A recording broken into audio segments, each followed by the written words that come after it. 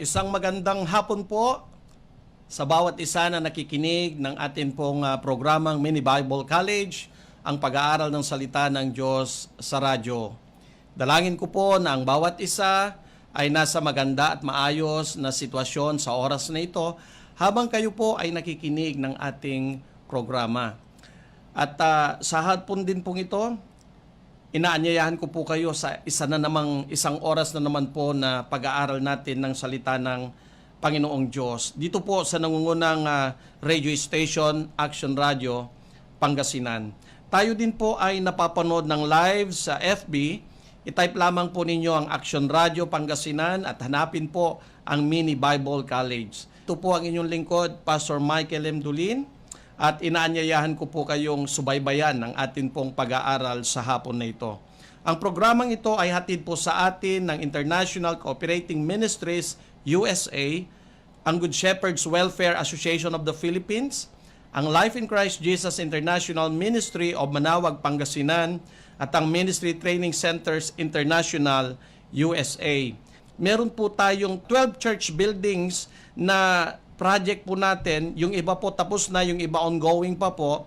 At dalangin po namin hanggang December makatapos po tayo ng 15 church buildings. Ano po ngayong 2021.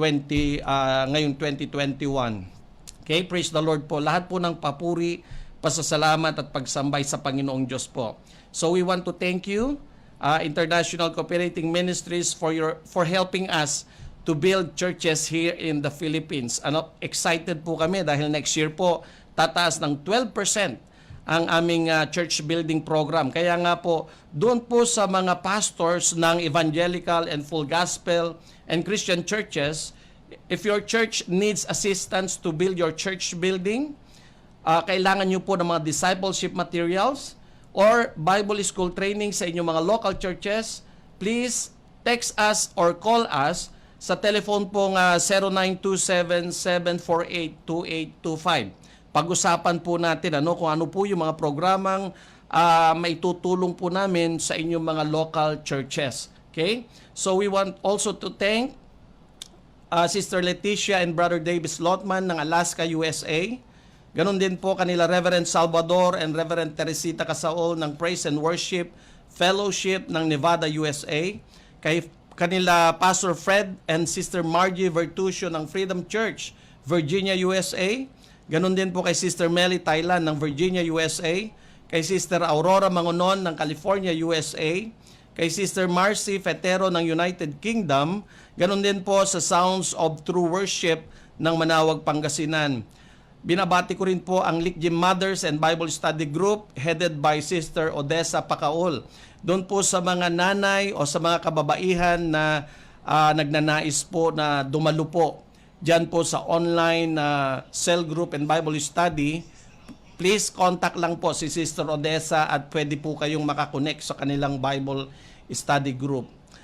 Binabati ko rin po ang Likjim Fitness Team headed by Sister Mel and Brother Noel Gico.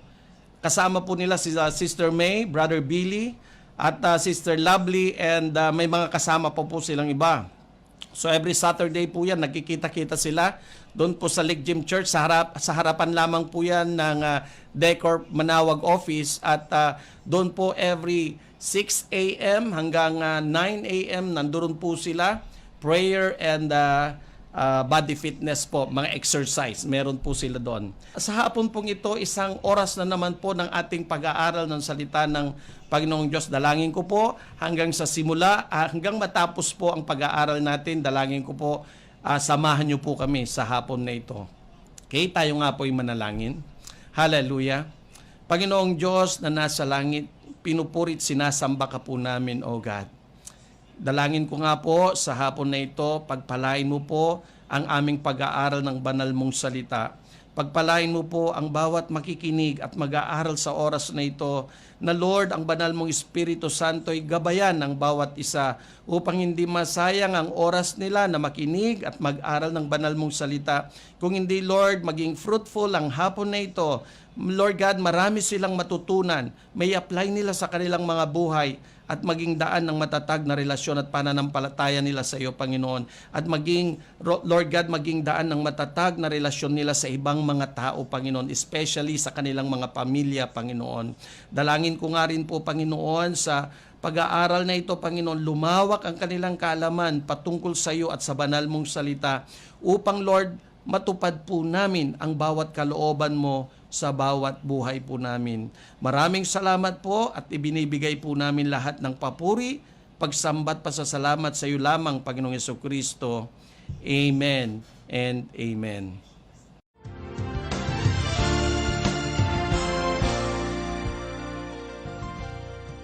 Isang mapagpalang araw, minsan pa sa bawat tagapakinig ng ating programang Mini Bible College sa programa bilang OTS 51.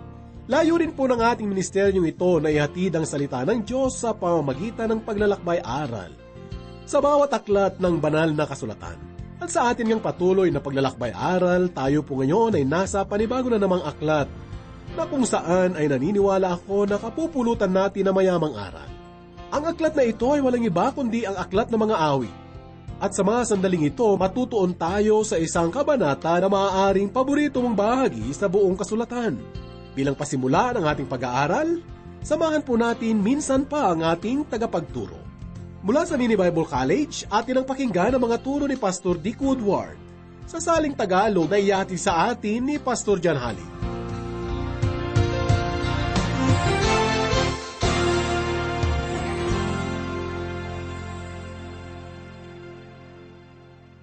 Sa banal na kasulatan, ang aklat ng mga awit ay madalas na inihahambing sa mga awiting himno ng simbahan. At kung iyong papansinin ng mabuti ang mga aklat na ito, makikita mo na ito ay mayroong sinusunod na mga tuntunin ng musika.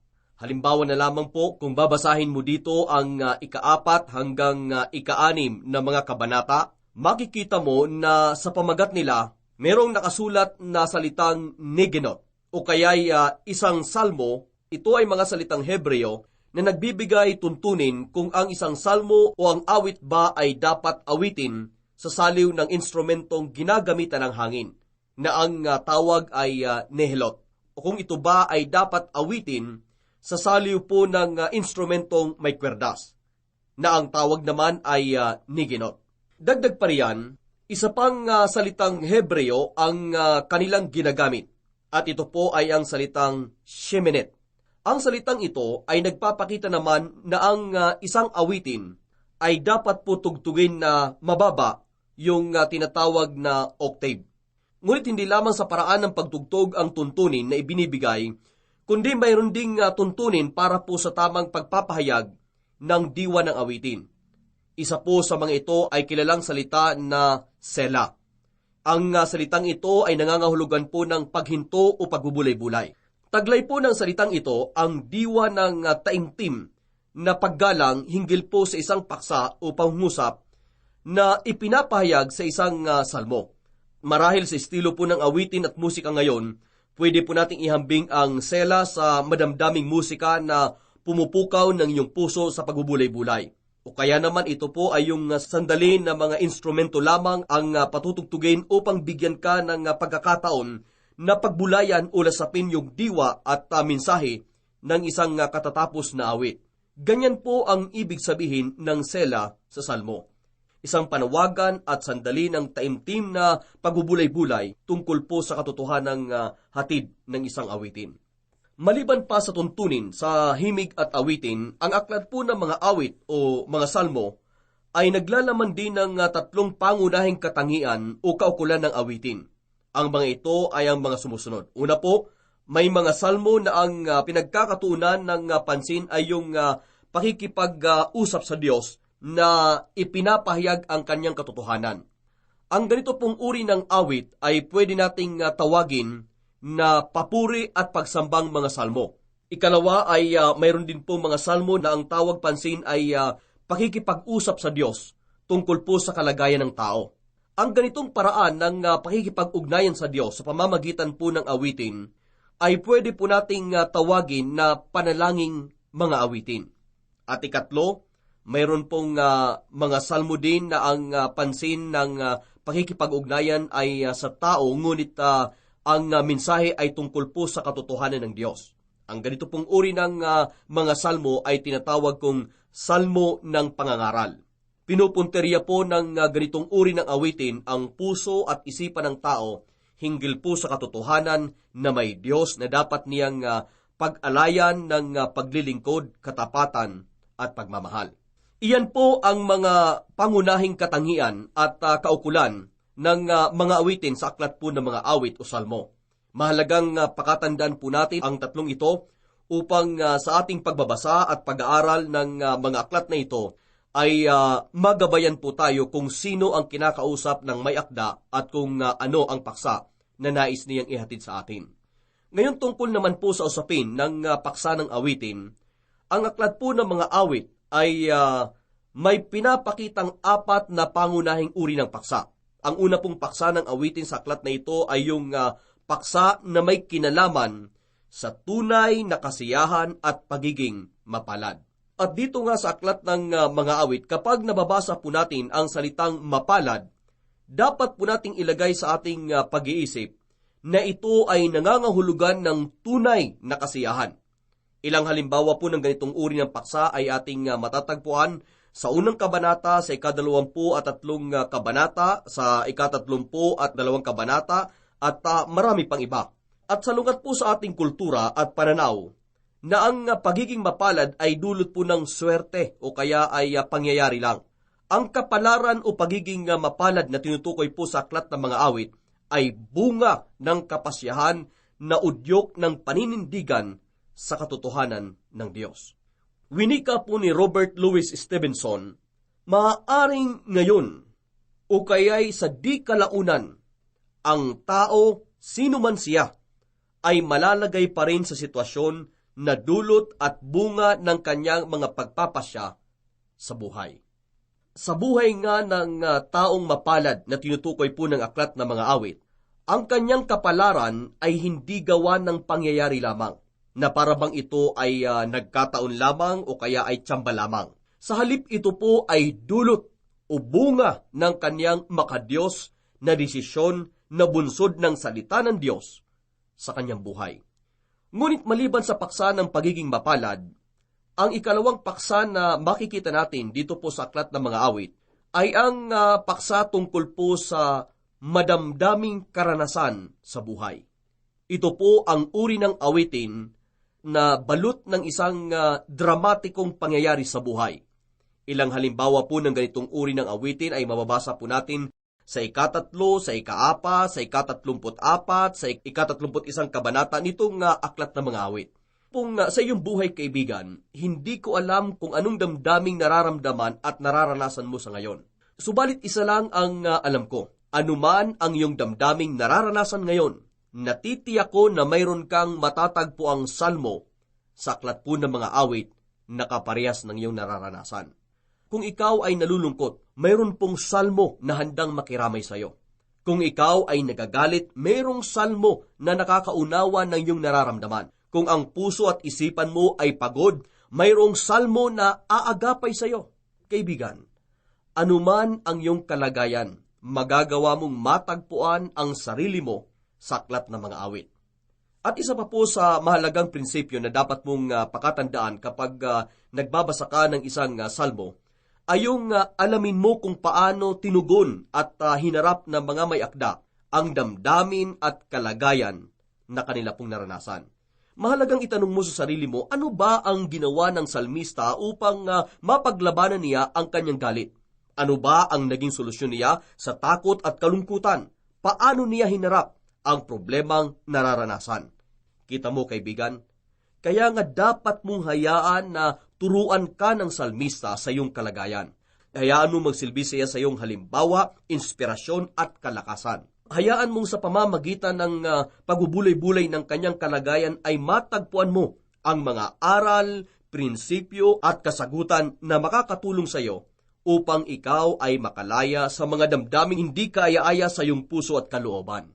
Ikatlo po, isa ring uri ng paksa na ating matutunghayan sa aklat ng mga awit ay yung paksa ng pagsamba. ang salmista sa ganito pong uri ng awitin ay nakatuon sa kung sino ang Diyos, sa kanyang katangian at mga gawa. At alam po ninyo, ang ganitong uri ng awitin ay napakahalagang mahubog sa ating puso. Sapagkat kung inyong papansinin, madalas sa mga awitin natin ngayon sa simbahan, ang ating pinagtutuunan ng pansin o paksa ay yung kung ano ba ang dapat gawin ng Diyos para sa tao o dili kay tungkol sa mga kahilingan ng tao sa Diyos. Ngunit sa aklat po ng mga awit, ang awitin na nakatuon sa kung sino ang Diyos sa kanyang persona at gawa ay isang mabigat at madiing pansin at paksa na hindi nawawala. Ito po ay dapat nating tularan sapagkat ito ay nagpapahayag ng tunay na diwa ng pagsamba sa Diyos. At kung inyo ngang papansinin ang pagsambang ginagawa ng mga salmista sa pamamagitan po ng uri ng awitin, mapapansin mo na hindi nila lamang sinasamba ang Panginoon, kundi sila din ay nagpapakita at nagtuturo sa atin kung ano ang diwa ng pagsamba at kung paano ito dapat gawin. Kaya nga kaibigan, kung nais mong matutong sumamba sa Diyos, mahalagang matuto ka sa ugali at paraan ng mga salmista sa aklat na ito. At para po sa iyong kaalaman, ilan po sa mga pagsambang salmo na makikita natin sa aklat ng mga awit ay matatagpuan po sa ika-8, sa ika-63, sa ika-100 at maging sa ika-107 kabanata. Mga kaibigan, ito po ay bagay na gabay sa buhay po natin. Ngunit alam po ninyo, kapansin-pansin na sa mga paksa ng awitin na aking nabanggit, may mga pagkakataon na ang salmista ay mag-aalay sa Diyos ng mga kakaibang panalangin. Halimbawa na lamang, may mga pagkakataon na mababasa po ninyo na ang salmista ay nananalangin sa Diyos na sana ay puksain ng Panginoon ang kanyang mga kaaway. Minsan nga ay magpapahayag pa ang salmista ng hindi kaaya-ayang bagay laban po sa kanyang mga kaaway na anupat pwede mong isipin na tila may mali yata sa pag-iisip o pag-uugali ng salmista. Ngunit kaibigan, dapat po nating maunawaan ang aklat ng mga awit ay nasulat 1,000 taon bago po naipahayag ang katuruan ng Panginoong Hesus sa bundok ng mga Olibo. Ang ibig ko pong sabihin, ang salmistang ito ay nabuhay sa panahon kung saan ang namamayaning etika ay yung ibigin mo ang iyong kapwa, ngunit kaputan mo ang iyong kaaway. Kaya nga halimbawa nung sinabi po ni David, dito po sa aklat ng mga awit, kabanatang ika-139, mga talatang ika-21 hanggang sa ika-22. Basahin ko po at pakinggan ninyo. Lubusan akong nasusuklam sa sinumang muhi sa iyo. Ang lahat ng nag-aalsa laban sa iyo ay hindi ko gusto. Lubos akong nagagalit, lubos din ang pagkasuklam. Sa ganoong mga tao, ang turing ko ay kaaway. Mga giliw kong tagapakinig, ang ganyang uri ng pananalita ni David ay dapat po nating unawain ayon po sa konteksto ng panahon sa kanyang kinalalagyan. Ika-4, ang isa pang uri ng paksa sa aklat po ng mga awit na maituturing kong dakilang pag-asa ay yung tungkol po sa tinatawag na Salmo ng Misyas. Ito po ang uri ng salmo na naglalaman po ng mga propesya hinggil po sa pagdating ng Misayas. Sa ganitong uri po ng salmo, ang salmista ay tila nagiging isang propeta na nagpapahayag ng mga bagay na darating tungkol po sa ipinangakong Kristo. Ilan po sa mga salmo na tanyag sa pagiging salmo ng Misyas ay matatagpuan po sa ika-2 kabanata, sa ika-8, sa ika-16, at sa ika-22 kabanata. At ito pa, kung inyong matatandaan, noong si Apostol Pedro ay nangaral sa araw po ng Pentecostes, mapapansin ninyo na ginamit niya ang ika-16 na kabanata ng aklat ng mga awit upang bigyang tibay at patutuo ang katotohanan tungkol po sa unang pagdating ng Mesyas, ang kanya pong kamatayan at maging ang kanyang muling pagkabuhay. At ang ganyang uri po ng propesya ay tampok sa panulat at awit ni David sapagkat madalas niyang bigyang propesya ang una at ikalawang pagdating ng Panginoong Hesukristo.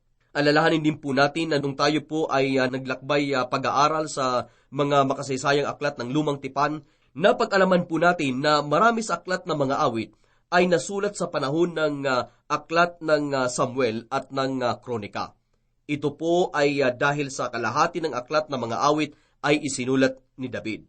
Kaya naman kung nais po nating maunawaan ng lubusan yung mga salmo ni David, dapat po natin itong pag-aralan gamit ang mga pangyayari at kalagayan na dinanas niya na ating mababasa sa mga aklat po ng Samuel at ng Kronika. Dagdag pa sa mga bagay na ito, dapat po nating maunawaan na bago maisalin ang mga aklat ng lumang tipan sa wikang Griego, ang aklat po ng mga awit ay nahahati sa 5 bahagi batay po sa mga kabanata na nasa aklat. Sang-ayon po sa mga dalubhasa, ang 73 mga awitin sa aklat na ito ay kinatha lahat ni David. Samantalang 12 naman ay galing po sa saserdote na nagngangalang Asap. 11 ang ginawa naman ng mga anak ni Korah. At pinaniniwalaan din na 10 sa mga ito ay ginawa ni Haring Hezekias at si Moises at si Isra at Solomon ay may tigi-isa silang ambag na awit.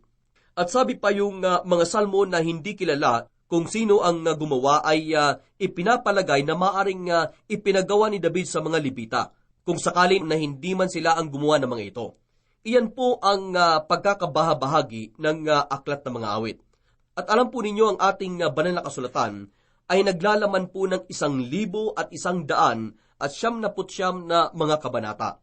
Subalit kung tatanungin po ninyo ako kung ano ang aking kinahihiligang kabanata, sasabihin ko po sa inyo na ang kabanatang iyon ay nagsisimula sa pangungusap na ang Panginoon ang aking pastol, hindi ako mangangailangan. Tama, kaibigan, ang aking paboritong kabanata sa buong Biblia ay matatagpuan po sa 23 kabanata nitong aklat ng awit.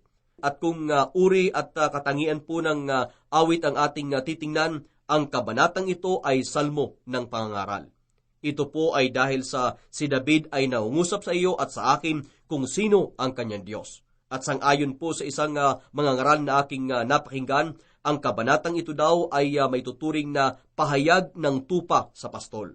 At bakit po? Ito ay dahil sa ang nagsasalita dito ay ang tupa at hindi po ang pastol. Sa kabanatang ito ay ipinapahayag ng tupa kung sino ang kanyang pastol, na kung saan sa kanyang paglalarawan at patutuo ang kanyang pastol ay mabuti, maaasahan at may plano para sa kanyang buhay. Maliban po riyan, maaari din po nating sabihin na ang 23 kabanata nitong aklat ng awit ay tunay pong mapalad. Ipinapakita po kasi ni David yung ginagawa ng Panginoon sa kanyang buhay. At kaibigan, sa iyong buhay, ano ang iyong kailangan? Ano ang iyong hangarin? Sa kabanatang ito, kung iyong babasahin, kapansin-pansin na ginamit ni David yung larawan ng sariwang pastulan, na kung saan ay nangangahulugan po ng mga material na pangangailangan na bigay sa kanya ng Diyos. Makikita mo rin na ang sariwang pastulang ito ay malapit sa tinatawag na tahimik na batis.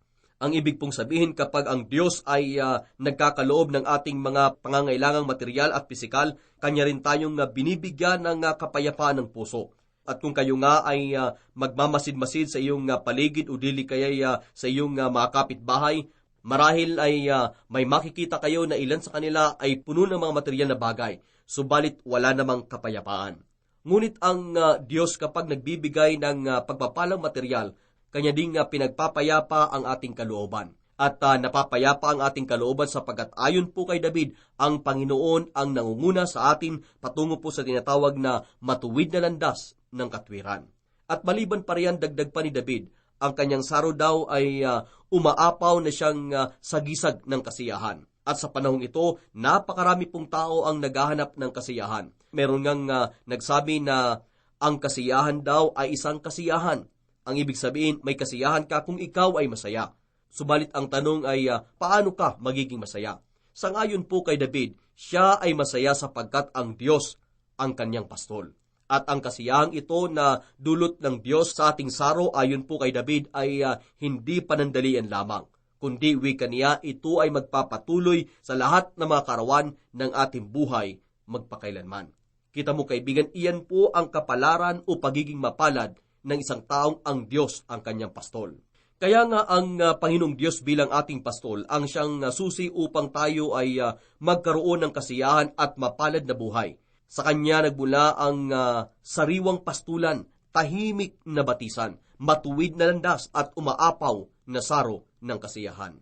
Lahat po ng iyan ay galing po sa Panginoon at iyan nga ang diwa at kadakilaan ng awit na ito, ang Diyos ang ating pastol. Subalit maliban pa sa ganyang patutuo ni David sa konteksto ng salmong ito, nais kong bigyang diin yung dalawang magkaugnay na katotohanan sa pangungusap niyang nagsasabing, ang Panginoon ay aking pastol. Ang unang katotohanan sa pangungusap na ito ay tungkol po sa persona ng Diyos at yung kanyang ginagawa sa ating buhay, maging kung paano natin siya dapat kilanlin. Ikalawa, ipinapakita din po sa pangungusap na ito kung sino talaga tayo sa ating sarili. Ibig pong sabihin, noong kinilala ni David na ang Panginoon ay kanyang pastol, kanya ding kinilala ang sarili bilang isang tupa. At tungkol nga sa bagay na ito, may mga tao na ayaw nilang pag-usapan o malaman kung sino nga talaga sila sa tunay nilang pagkatao. Ayaw po nilang marinig o malaman ang isang pahayag tungkol po sa kanilang sarili na hindi po nila maghugustuhan. Ang totoo po niyan, may iba na ayaw ikumpara ang sarili sa tupa. Para po sa kanila, ang tupa daw ay larawan ng kahinaan at kawalang magagawa. Para sa kanila, lahat ng bagay ay kaya nilang harapin at wala silang problema na hindi nila malulutas. Kaibigan, kung sakali man na ikaw ay makatagpo ng ganyan tao, ang tanging may papayo ko sa iyo na iyong gawin para sa kanya ay yung ipanalangin siya. At madalas sa akin pong buhay, may mga tao din akong nakikilala na yung kanilang kayabangan ay nauwi sa wala, sa kabiguan at sa mga pagdurusa. At bakit? Sapagkat ayaw nilang kinanlin ang pangangailangan nila sa Diyos bilang pastol ng kanilang buhay. Ayaw nilang kilanlin na sila'y tulad ng mga tupa, mahina't walang magagawa kung wala ang Diyos sa kanilang buhay. Naalala ko tuloy yung kakatawang kwento ng isang pastor tungkol po sa kanyang karanasan sa isang tao na may-ari ng isang pamilihan ng mga magagarang sasakyan. Nung una, sabi raw sa kanya ng taong ito, hindi niya kailangan ng pastol o gagabay sa kanya sa buhay, sapagkat kaya niyang pamahalaan ang sarili, anuman ang kalagayan na kanyang nararanasan. Subalit paglipas po ng isang taon, matapos ang pakikipag-usap ng pastor sa kanya, lumapit daw ang taong ito sa pastor na humihingi ng tulong kung paano niya malulutas ang patong-patong na problema na kanyang kinakaharap. At sa tagpong iyon ay sinabi sa kanya ng pastor, kaibigan, para matagpuan mo ang sagot sa problema, ito na ang oras para sabihin mong ba. Ibig sabihin, kilalanin mong ikaw ay tupa, mahina at nangangailangan ng tulong ng Diyos. Kaibigan, ang ibig pong sabihin ng pastor, yun po yung oras na dapat kilalin ng taong iyon na siya ay katulad ng isang tupa, mahina at walang magagawa kung walang pastol na mangangalaga sa kanya. Dagdag pa sa kwentong iyan, isa pang patutuo mula sa isang pastor ang aking napakinggan. Ang sabi po sa kwento, isang araw daw, maaga na nagising ang pastor at nagulat na lang ang kanyang asawa. Kaaga-aga pa lamang ay gumagayak na ito para sa isang trabahong pupuntahan. Kaya wika ng kanyang asawa, saan ka pupunta? Sagot naman ng pastor, may nabasa kasi ako na sa pagising mo pa lang sa umaga, dapat ay may gagawin kang para sa Diyos at para sa kanyang mga tupa. Kaya naman nakakatuwang sagot ng kanyang asawa ay sinabi niya, ba. Ang ibig pong sabihin, pinapaalalahanan ng asawa ang pastor na siya at ang pamilya ay mga tupa din na dapat pangalagaan. Ang totoo kaibigan, ang pamilya ay ministeryo na galing sa Diyos. Dapat ingatan at dapat pangalagaan. Kaya nga ang ika-23 kabanata nitong Aklat ng Mga Awit ay hindi lamang kapahayagan sa Diyos bilang pastol, kundi ito rin po ay kapahayagan sa Diyos na ikaw ay kanyang tupa.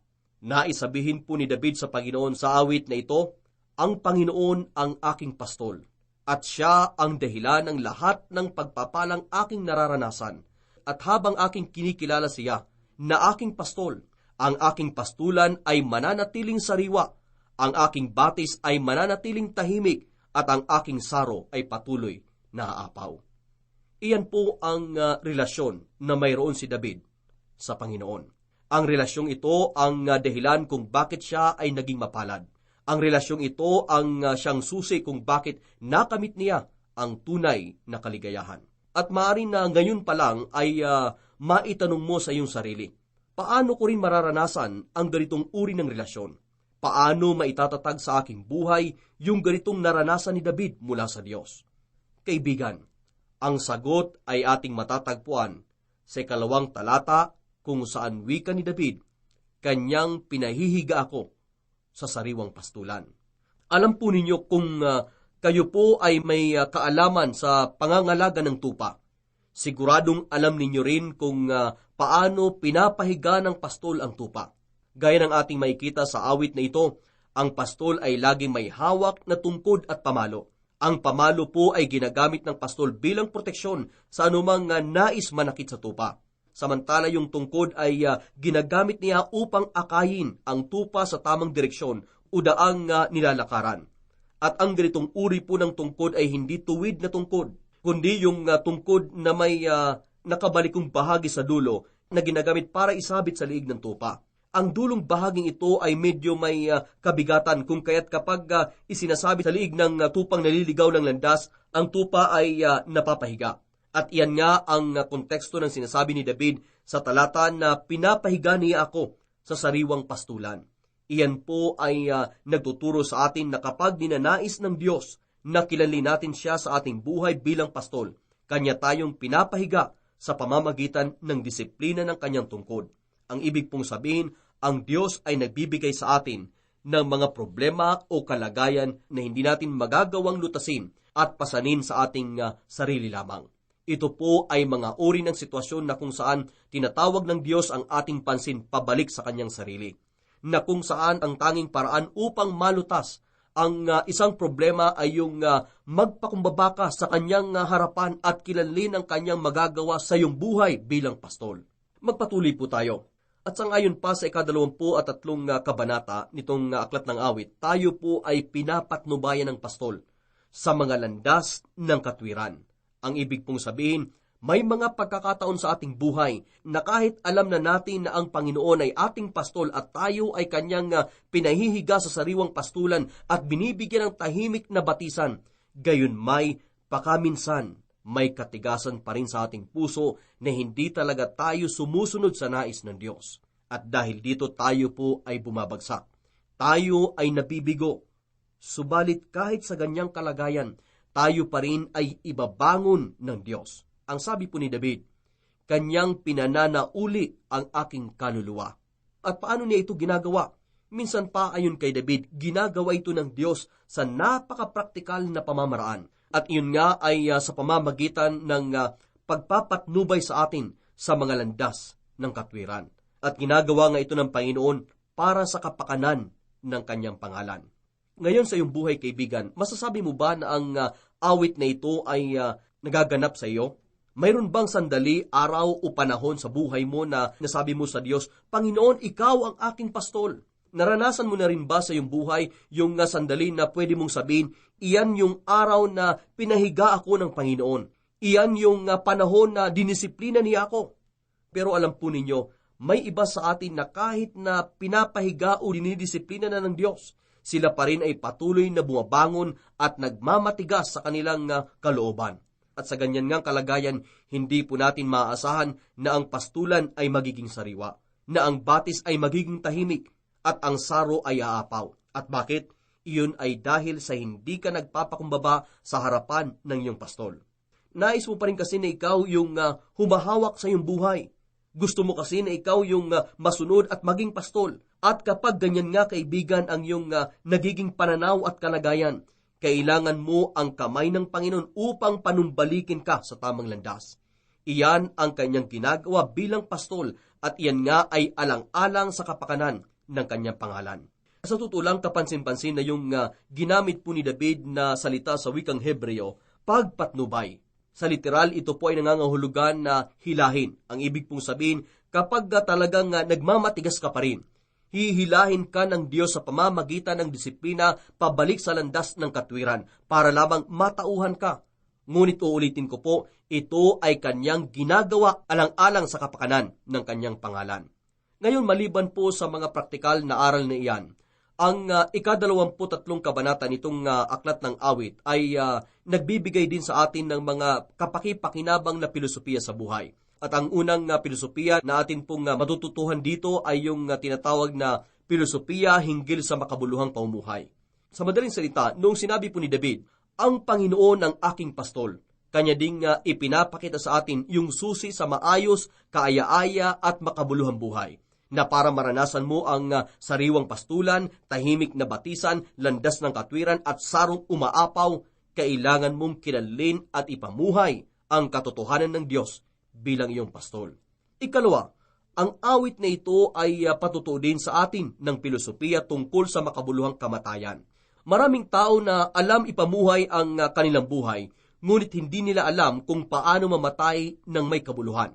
Madalas nga ay ayaw nilang pag-usapan ang tungkol sa kamatayan sapagkat hindi sila handa para sa bagay nito. Ngunit dito po sa awit ni David, kanyang ipinapakita sa atin ang balansing pananaw ng isang mananampalataya tungkol sa buhay at kamatayan. At dahil sa alam ni David na walang sino man sa atin ang nais na ihatid ang sarili sa kamatayan, ang Diyos mismo ang siyang gumagawa ng paraan upang tayo ay pahimlayin sa kamatayan. Ngunit maaari mong mabilis na itanong, so ibig bang sabihin, Pastor, nais ng Diyos na tayo ay mamatay? Una po sa lahat, kung ang buhay na tinutukoy mo, kaibigan, ay yung dito lamang sa lupa, tiyak na kailangan ng Diyos na pahigain ka sa kamatayan upang malaman mo na hindi ang pisikal na buhay na ito ang hangganan ng buhay. Mayroong ikalawang buhay. At kaibigan, kung ang Diyos ang iyong pastol, hindi mo ikakatakot na pahimlayin kaniya sa kamatayan sapagkat nalalaman mo na ang ganap na pagpapala at kasiyahan na inilaan sa iyo ng Diyos ay wala sa kasalukuyan at makalupang buhay na ito, kundi nasa walang hangganiyang kaharian at presensya. Parang ganito lang iyan, kaibigan. Sabihin natin na ikaw ay Diyos. Dahil ikaw ay Diyos, syempre alam mo na ang tunay na lugar ng sariwang pastulan at tahimik na batisan na hindi nauubos at naglalaho ay hindi sa daigdig na ito, kundi sa iyong kaharian.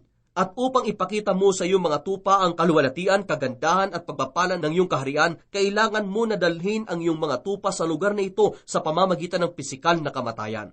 Kaya nga ang pisikal na kamatayan ay hindi dapat ikatakot ng bawat mananampalataya sapagkat ito ay nagsisilbing pinto patungo sa walang hanggang buhay, kaluwalhatian at kadakilaang pagpapala. Kita mo, kaibigan?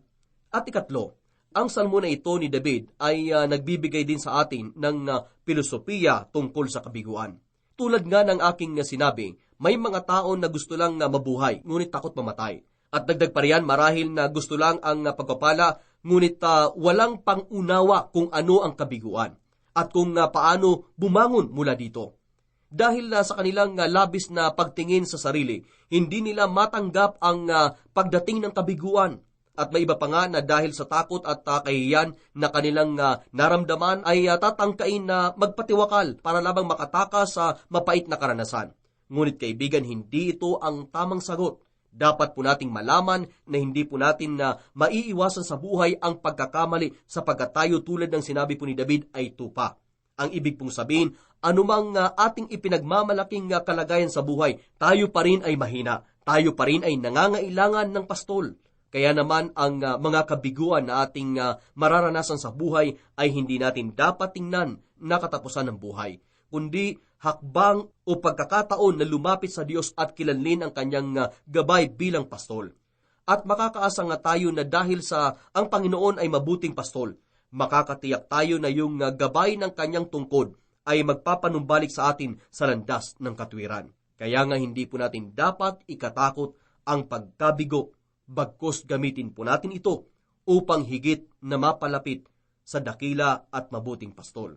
Kaya naman ang katotohanan na ang Panginoon ay aking pastol ay isang kahangahangang pagpapala. At kapag tao sa puso mo ang pagkilala sa Kanya bilang iyong pastol, hindi ka matatakot. Alam mo na pinapatnubayan ka niya, alam mo na pinahihimlay ka niya sa sariwang pastulan na may tahimik na batis, at alam mo rin na dadalhin ka niya sa landas ng katwiran. Ganyan ang ating pastol, kaibigan. At kahit nga harapin natin ang kamatayan, hindi tayo matatakot sapagkat alam natin na ang presensya ng ating pastol ay sumasa atin. Ang kanyang tungkod at pamalo na sagisag po ng kanyang pag-iingat at gabay ay laging sa atin. At kung bumabagyo man ng problema sa ating buhay, siya ay may kakayahan na ipaghanda tayo ng hapag ng pagpapala. Hindi niya tayo pababayaan ni iiwan man, ipagkakaloob ng Diyos ang ating mga pangangailangan. Hayaan po ninyong magtapos ako sa isang kwento at patotoo na aking nabasa patungkol po sa isang pamilya na nakatira po sa Switzerland. Ang hanap buhay ng pamilyang ito ay pagpapastol. Tinuruan ng mag-asawa yung kanilang anak na batang lalaki na nagamitin itong awit ika-23 bilang paraan ng pananalangin.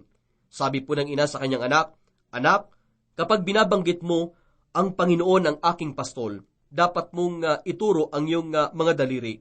At kapag sinasabi mo yung salitang aking, kailangan na diinan mo ang iyong hawak sa iyong hintuturo na daliri." Ngayon isang araw, nung kasama ng mag-asawa ang kanilang anak sa pastulan, sila po ay naabutan ng isang malakas at nangyayebing bagyo. Sa kasamang palad, napahiwalay ang batang lalaki sa kanyang mga magulang. Hindi nila alam kung ano ang dapat gawin dahil sa kapal po ng nyebe. Naanupat binalot na sila ng kawalang pag-asa. Hanggang paglipas ng 2 araw, natagpuan ng mga kinauukulan ang kanilang anak na binalot na ng nyebe at patay na. At habang kanilang sinusuri ang malamig na bangkay ng bata, nakita nila na ang kamay nito ay nakadiin sa kanyang hintuturong daliri na sang-ayon sa kanyang mga magulang ay tanda ng pananalig ng bata sa Diyos. Kaya't kahit na lubhang masakit at mapait sa mag-asawa ang sinapit na pangyayari, gayunmay humahanga sila sa kanilang anak na maging sa oras ng malamig na pag-iisa, kawalang pag-asa at kamatayan, siya ay kumapit sa Diyos ng mahigpit at may buong pananalig. Kaibigan, kumusta ang iyong pananalig sa Diyos? Naipapamuhay mo rin ba ang katotohanan ng salmong ito sa buhay mo? Ang paniniwala mo ba sa Diyos bilang iyong pastol ay pwedeng ihalintulad sa matibay na pananalig ng batang ito? Kahit sa oras ng kamatayan, alam mo kaibigan, nais ng Diyos na maging pastol mo siya. Ngunit hindi kaniya pinipilit na gawin ito. Bagkus kailangan mong magpasya. Kung paanong sabi ng salmista, "Ang Panginoon ang aking pastol, ngayon, araw-araw, at magpakailanman."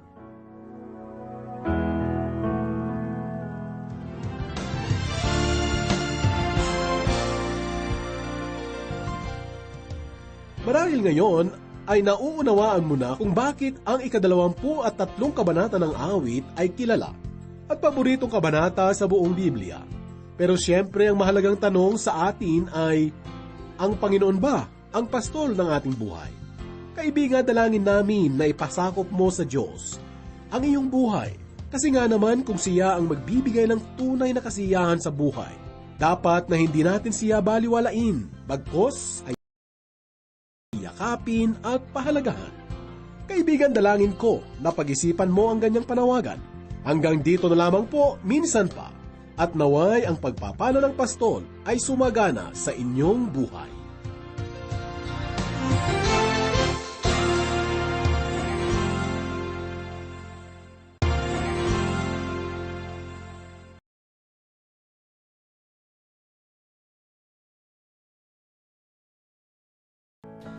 Hallelujah! Dalangin ko po na kayo'y pinagpala ng Diyos sa bawat salita niya na inyong napakinggan sa hapon na ito.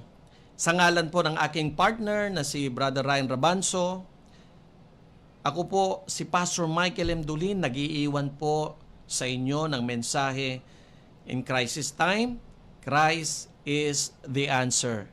Tayo nga po manalangin. Hallelujah! Panginoong Diyos, Ama naming nasa langit, maraming salamat po sa pagkakataon na ito na kami po ay nakapag-aral ng banal mong salita. Dalangin ko nga po, Panginoon, sa mga dumaraan sa pagsubok sa kanilang mga buhay, ang banal mong salita ay naging solusyon sa bawat pangangailangan o problema nila, Panginoon. At dinadalangin ko po sa mga naapektuhan ng pandemyang ito, sa mga nawalan ng trabaho, magkaroon po sila muli ng trabaho. Sa mga negosyo na naapektuhan, mga business na naapektuhan ng pandemya, dalangin ko nga po, tulungan mo sila, Panginoon, na makabangon sa kanilang mga pagkakalugi, sa kanilang mga business. At Lord, paunlarin mo po ang mga business nila, Panginoon. Dalangin ko rin po, Panginoon, sa mga may karamdaman, sila'y pagalingin mo po, Panginoon, sa pangalan ni Jesus. Ano man pong mga karamdaman ang mayroon sila, Panginoon. Lord, ako po'y nananampalataya, O God, na Lord, may miracle, Panginoon. May himala na gagawin ka sa buhay ng iyong mga anak. Lord, dalangin ko po, ano man mga karamdaman yan, sa pangalan ng aming Panginoong Jesus, Lord, sila po'y pinagaling mo na, Panginoon. At salamat po, Panginoon, dahil Lord, ang programang ito, Panginoon, kahit po sa gitna ng pandemya ay patuloy po, Panginoon, na kami ay nakakapag-aral ng banal mong salita. Ang programang ito, Panginoon, ay nakakapagpahayag ng banal mong salita na siyang ilaw ng aming tanglaw, Lord God, ilaw ng aming mga buhay, Panginoon. Salamat po. At Lord, sa ICM, sa Good Shepherd, sa Ligjim Ministry, sa MTCI Ministry, at sa lahat po ng mga sumusuporta sa gawain ito, Panginoon, dalangin ko nga po, ibalik mo po ng 100-folds of blessings ang mga suporta, panalangin at pagmamahal na ibinibigay po nila sa iyong gawain sa Good Shepherd's Welfare Association of the Philippines. Maraming salamat po at binabalik po namin lahat ng papuri, pasasalamat at pagsamba sa iyo lamang, Panginoong Jesucristo. Amen and amen. Aksyon! Aksyon! Radyo! Radyo! Aksyon! Radyo! Aksyon! Radyo!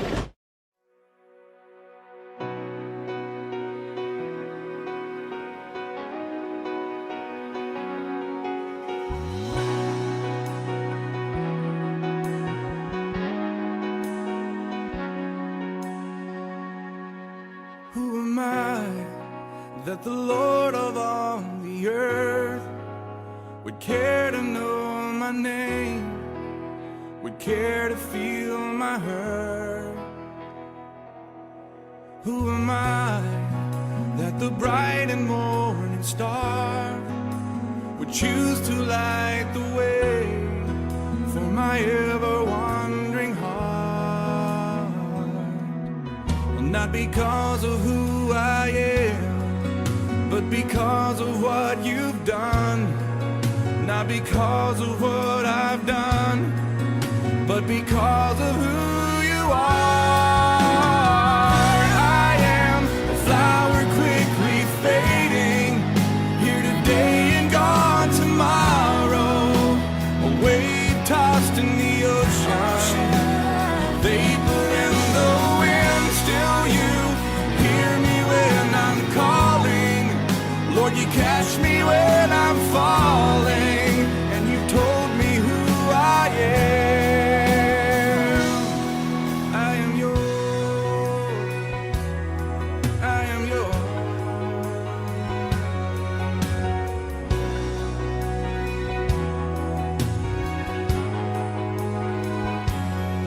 Who am I that the eyes that see my sin would look on me with love and watch me rise again?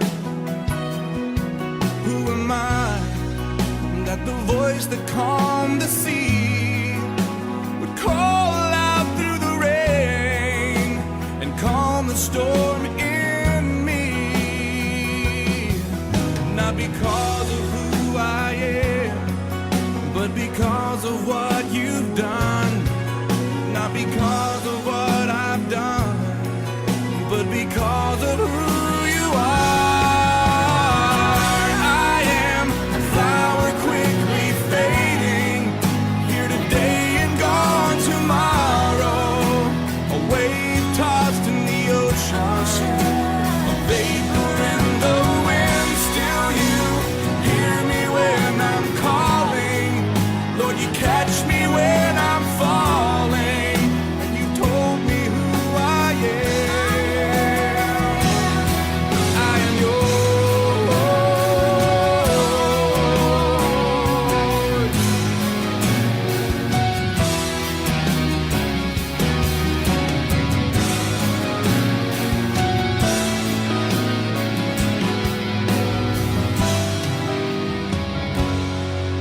Not because of who I am, but because of what you've done.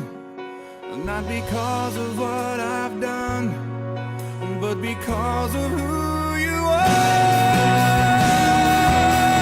I am a flower quickly fading, here today and gone tomorrow, a wave tossed in the ocean, a vapor in the wind. Still you hear me when I'm calling, Lord, you catch me when I'm falling. You told me who I am. I am yours.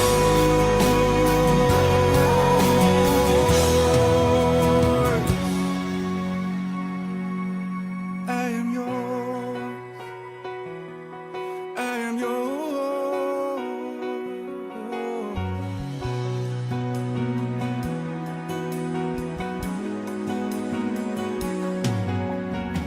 Whom shall I fear? Whom shall I fear? 'Cause I am yours. I am yours.